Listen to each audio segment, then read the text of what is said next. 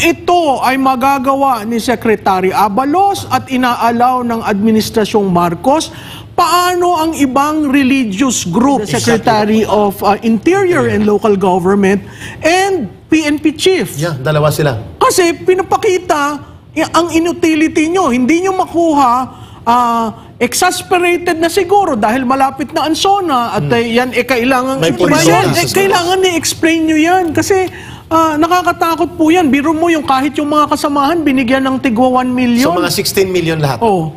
Biro mo yan. Kaya mamatang effect nito, tama yung binabanggit mo. The bounty effect of reward or patong sa ulo is just as is equal that there is a shoot to kill order to pastor. Ito nga mga kababayan, bago natin ituloy ang video na ito, kung bago ka lang sa aking YouTube channel baka pwede makahingi ng like at subscribe at click mo na rin ang notification bell para updated ka sa aking nilalabas na bagong video. Salamat po. Style nitong DILG at ni Marcos Jr. at ng PNP na gumamit ng bounty hunting reward. Patong sa ulo, 10 million para kay pastor.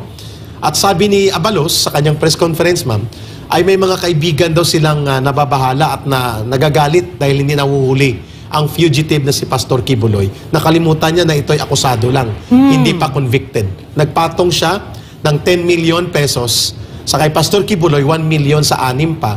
So 16 million. Hindi malinaw kung ang pundo ay pribado ang pinanggalingan, donation or grant, or ito ba ay kaba ng bayan at anong budget item pinanggalingan. Your take on this very scandalous declaration o bounty hunting announcement ni Abalos at ni General Marbil against the religious leaders of Kingdom of Jesus Christ na akusado pa lang, hindi pa konviktado. Ka Eric, dito sa ginawa niyang pag-announce, pinapakita sa ating mga kababayan that we are in a garrison state. Ayun. Diba? Hindi mo makuha, hindi mo mahuli, o lalagyan kita ng bounty. Tama yung sinabi mo na ito ay hindi pa convicted, meaning on appeal, nasa proseso. Si Secretary Abalos, lawyer yan. So bakit ka mag-aatang na parang paglagay mo ng pondong ganyan, para kang Abu Sayyaf? Tama. Diba? Hindi naman ho Or Abu NPA. Sayyaf or NPA. Hindi ho yan Abu Sayyaf or NPA si pastor. Tatandaan niyo po, this is a religious group. Kung ito ay magagawa ni Secretary Abalos at inaalaw ng Administrasyong Marcos, paano ang ibang religious groups? Exactly the point. Pag hindi sumang-ayon sa inyo, gagawin nyo yan?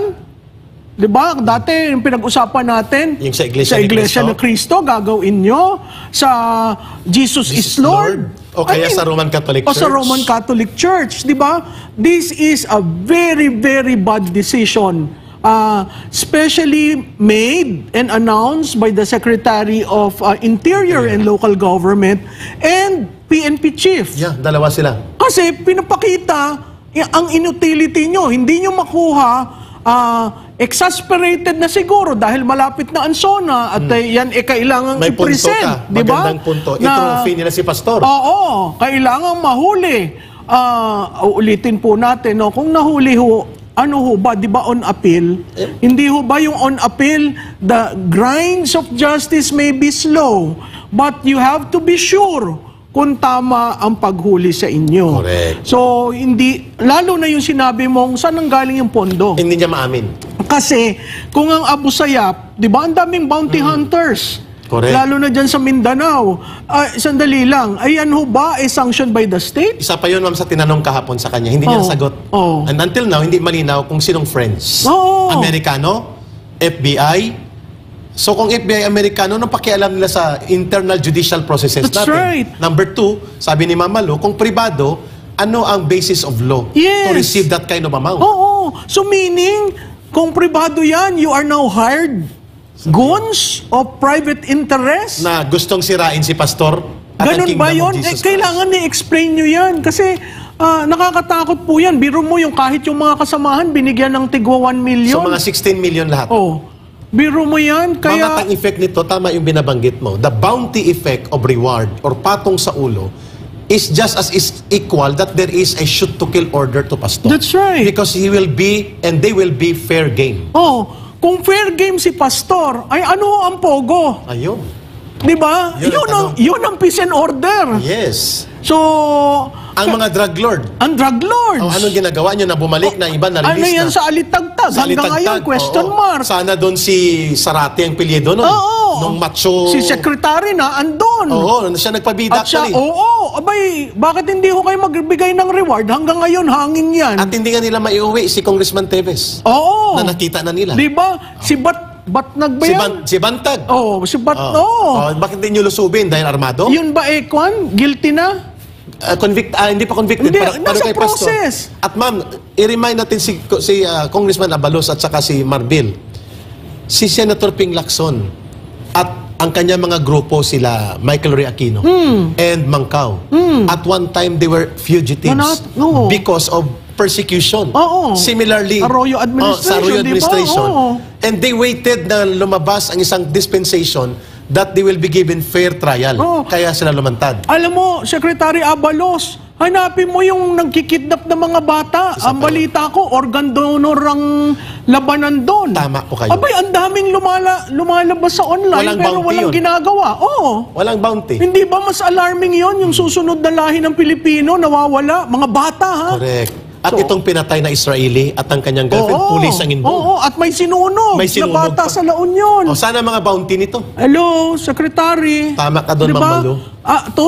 Total collapse of peace and order. But you're focusing on one person. Ayun. Parang hindi, kaya nga sabi namin ma'am, kanina sa opening before you came, na may tatlong pambansang KSP. Ang pambansang KSP number 1, si Risa Ontiveros. Ang pambansang KSP number 2, si Trillanes. Ang pambansang KSP number 3, si Abalos. Bakit KSP? Pag-click ng kamera at pagsalang ng microphone, plastar birada kagad. Oo. Kulang sa pansin, gustong may media mileage palagi. Oo. Kasi ang balita ko si Secretary Tatakbo yata. Abalos. Oo. Mamumulot ng buto sa kangkungan to. Oo. Kagaya din ni Trillanes pag bumalik. Oo. Hindi na po, tama si Mamalo, hindi na po bobo ang mga Pilipino. Hindi ho, bobo. Kilala nila kung sino kayo. And I like the line of Mamalo. You're trying to make a trophy out of Pastor and the kingdom of Jesus Christ because you believe SMNI and Pastor Kibuloy gave the platform of information that empowered more the already influential and powerful to the people na si Rodrigo Duterte at si Sara Duterte. Ang challenge nga Eric, tingnan natin kung aapiran sa SONA. Si Abalos? Hindi, yung statement about SMNI. Ay, oo nga. O, Kasi sige kung nga. hindi masabi ni Presidente, isang dali lang, sinong kumukumpas? Di ba? NTC, He nagpa-independent he should suspension. claim it. Oo. Kasi may batas po ang SMNI ay until 2044. Ang ABS-CBN expired franchise since 2015, pinayagan ni Rodrigo Duterte na mag-operate on temporary operational permit. Hindi niya pinasuspend until nag-lapse na ng 6 years. Yeah. Pero ito, may franchise ang SMNI, ang nagpa-independent suspended, ang NTC. Hindi makakyat sa korte sapagkat tinutulugan ng appeal. Hindi, at saka Procedural. hindi umaksyon ng Senado. Correct. So, ano yan? The law is still in effect, Oo. providing franchise. Two-chamber tayo, Republic Act. Tama. Bakit umaksyon? Dahil si NTC nasa Office of the President. Tama. So, baka patungan din kami ng patong sa bounty. Si Professor Malo, siguro si Pam Malo, mga 20 million yan. Wag para naman. tumahimik. Wag sana, si Ka Eric, mga 1 million lang yan. Hindi. Kasi kalbo. Don't make the people stand by Pastor Kibuloy and the kingdom of Jesus Christ for them to bring justice against you sa inyong pagginagawang pang-aabuso.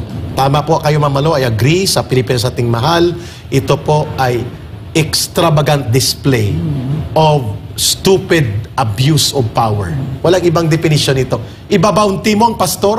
Ma'am, do you think fair ito? Briefly. May statement sa ABS-CBN Teleradyo kahapon alas 5 si General Marbil against kay pastor na inilabas itong bounty. Sabi niya, hindi man yan pastor, fugitive yan. Kailan siya nagkaroon ng otoridad bilang chief of police para tanggalan ng kanyang pagkapastor si Pastor Kibuloy?